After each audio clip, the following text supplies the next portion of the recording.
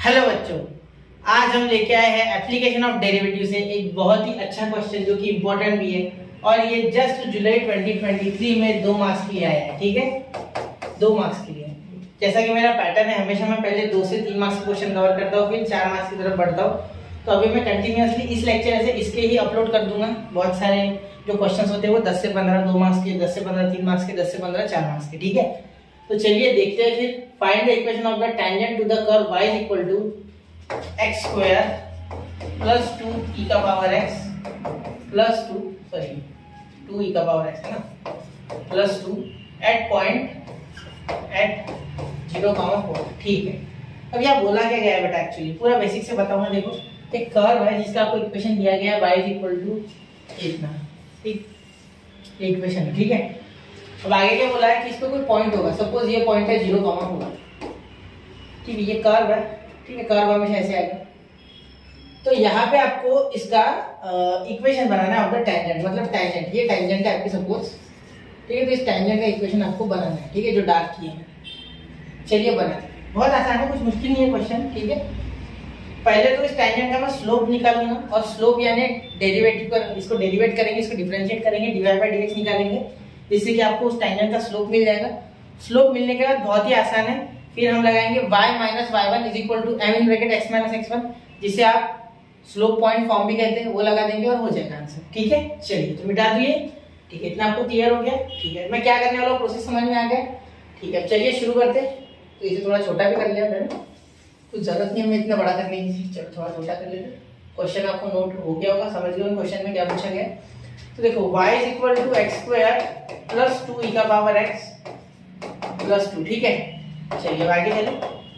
देखो आगे y is equal to, sorry differentiate करेंगे फिर, differentiate with respect to x। ठीक है, तो dy by dx is equal to y by dx is equal to 2x plus 2 e का power x, वैसे का वैसा।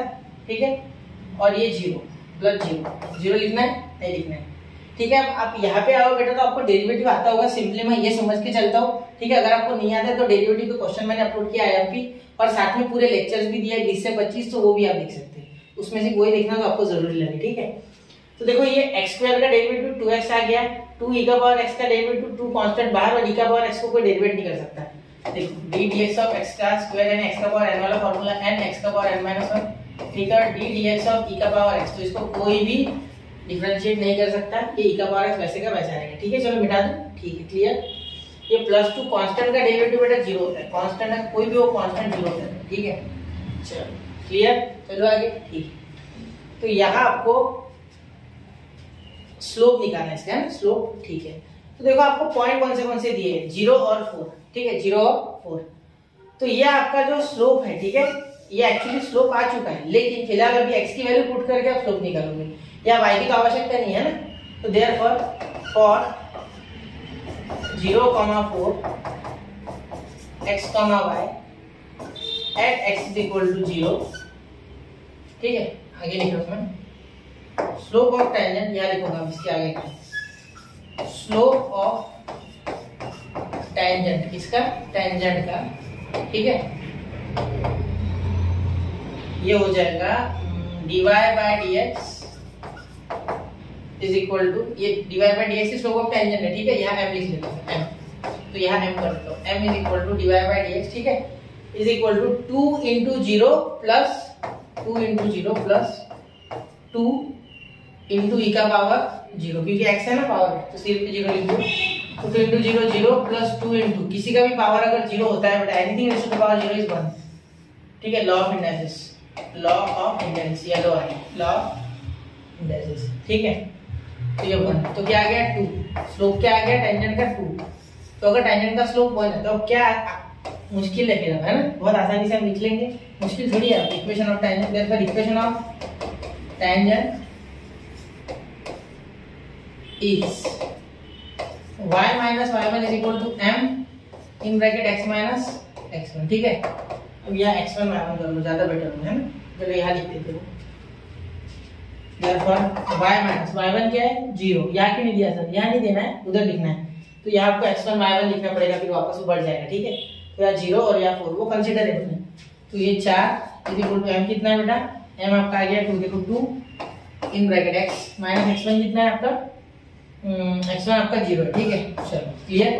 तो यहाँ y minus 4 is equal to 2 into x, ठीक है। तो यहाँ इन दोनों को उधर भेज दो, तो 2x माइनस y, ये माइनस 4 उधर जाके प्लस 4 इज इक्वल टू 0।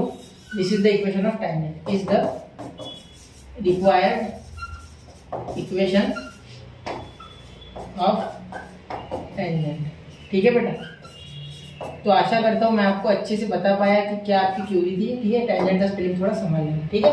वो मैंने लिखा है अच्छे से लेकिन दिख नहीं रहा हो शायद, समझ लो। पहले क्या किया, पहले इस इक्वेशन को मैंने क्या किया, डिफरेंशिएट कर लिया, डेरिवेट कर लिया, जो भी आप बोलो। उसके बाद मैंने क्या किया, पॉइंट देखे, उस पॉइंट में यहाँ सिर्फ x आ रहा था तो x की वैल्यू रख के उसका स्लोप निकाल लिया, क्योंकि slope of tangent is equal to the slope of the curve about this point, ठीक है। यानी टेंजेंट जो है वो इस पॉइंट के लिए स्पेसिफिकली इस स्लोप का, इस कर्व का स्लोप डिफाइन करती है, ठीक है। मतलब देखो स्लोप का कर्व हर पॉइंट पे चेंज हो रहा है, लेकिन जो एक टेंजेंट होती है ना, वो उस पॉइंट के लिए उस कर्व का स्लोप डिफाइन करती है। एक्चुअली ये होता है, ठीक है। तो ये जो इक्वेशन आया ना, general equation for any point two find slope at any point on this curve, ठीक है।